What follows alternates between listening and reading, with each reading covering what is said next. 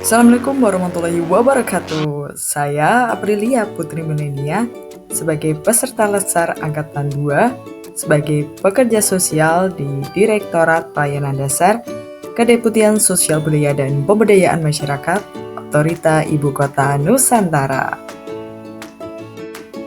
Sebagai pekerja sosial yang berdedikasi membantu individu dan kelompok dalam kesejahteraan sosial, maka banyak tantangan yang dihadapi. Semakin pesatnya pembangunan ibu kota Nusantara, semakin pula banyaknya isu-isu sosial. Adanya isu kesenjangan layanan di bidang sosial menjadi penting untuk perhatian. Untuk meminimalisir kesenjangan layanan sosial, berikut ini ada 4 kegiatan. Yang pertama, seminar online.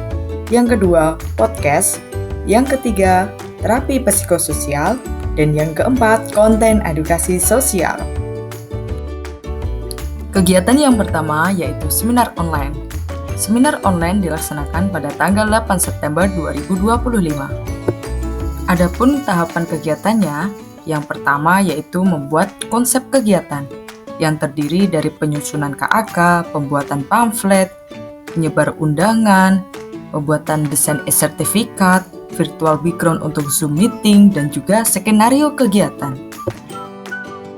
Tahapan yang kedua yaitu penyebaran pamflet kegiatan yang di-share di grup CPNS dan juga di grup Sekedeputian Sosial Budaya dan Pemberdayaan Masyarakat. Selanjutnya pelaksanaan seminar online yang diikuti oleh 60 peserta. Narasumber dari seminar online yaitu Direktur Pelayanan Dasar dan dari akademisi dari Poltekkes Sos Bandung. Output dari kegiatan ini yaitu tersusunnya konsep dan bahan seminar dan juga menciptakan ruang diskusi yang inklusif dengan stakeholder. Kegiatan yang kedua yaitu pelaksanaan podcast yang dilaksanakan pada tanggal 12 September 2025. Adapun tahapan kegiatannya, yang pertama yaitu menentukan tema sebagai batasan dalam skenario kegiatan. Yang kedua, menentukan pembicara. Pembicara dalam podcast ini dari Ketua Tim Bidang Layanan Kesehatan, Bidang Layanan Pendidikan, dan Bidang Layanan Sosial. Kemudian, pelaksanaan podcast. Kegiatan yang ketiga yaitu praktik terapi psikososial. Sasaran kegiatan ini adalah CPNS Otorita IKN. Adapun tahapan kegiatannya, yang pertama yaitu penyusunan TOR, yang kedua sosialisasi, yang ketiga pelaksanaan praktik. Saat pembuatan poster, diberikan nomor hotline service khusus untuk terapi psikososial. Kemudian disebarluaskan di grup CPNS dan mereka menghubungi di hotline tersebut. Sebanyak 12 orang telah menghubungi di hotline service. Ada yang meminta konsultasi secara online dan ada juga yang meminta konsultasi secara offline.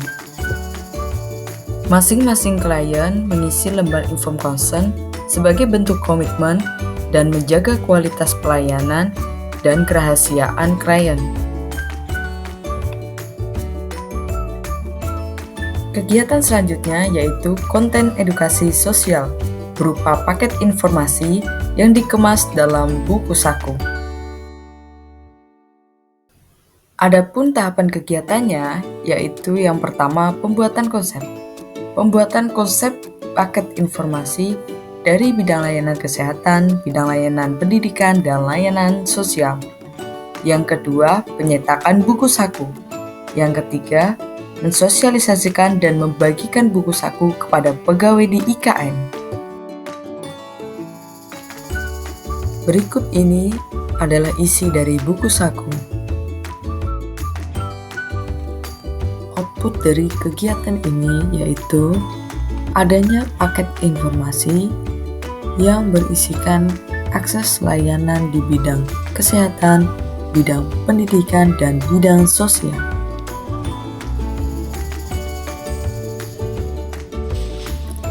Berikut ini nilai-nilai dasar ASN dalam implementatif aktualisasi kegiatan. Berorientasi pelayanan, di mana dalam setiap kegiatan aktualisasi Latsar harus dibangun interaksi yang positif dan ramah terhadap pelayanan.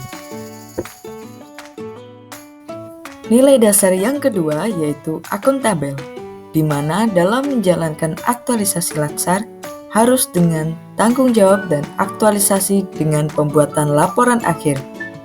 Setiap kegiatan aktualisasi juga didokumentasikan secara detail. Nilai dasar yang ketiga yaitu kompeten, di mana kompetensi CPNS di sini diuji dalam mengelola dan menjalankan setiap kegiatan aktualisasi Latsar. Berkompetensi dalam memastikan pengetahuan dan keterampilan yang berkaitan dengan isu yang diangkat. Nilai dasar yang keempat yaitu harmonis, di mana dalam setiap menjalankan kegiatan aktualisasi harus melibatkan rasa saling menghormati, menghargai perbedaan, dan saling menerima masukan.